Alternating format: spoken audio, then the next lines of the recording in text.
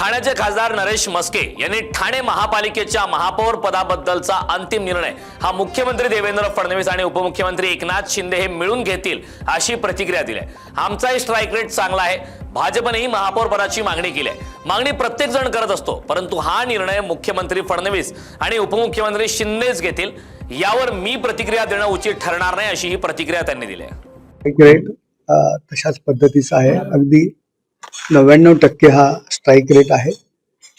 हे बघा, भाजपने ही मागणी केलेली आहे, मागणी प्रत्येक जण करत असतो, परंतु हा निर्णय शिवसेना आणि भाजपाचे वरिष्ठ नेते माननीय देवेंद्रजी फडणवीस आणि एकनाथ शिंदे साहेब बसून हा निर्णय घेतील।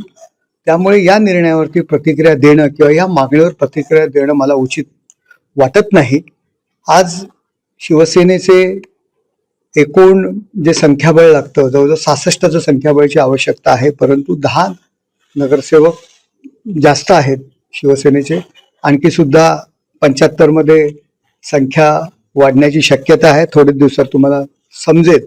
परंतु याविषयी भाजपला काय द्यायला पाहिजे, महापौर पद द्यायला पाहिजे का, स्थायी समिती सभापती पद द्यायला पाहिजे का, उपमहापौर पद द्यायला पाहिजे, कुठली समिती द्यायला पाहिजे, पूर्णपणे एकनाथ शिंदे साहेब आणि देवेंद्रजी बसून हा निर्णय घेतील।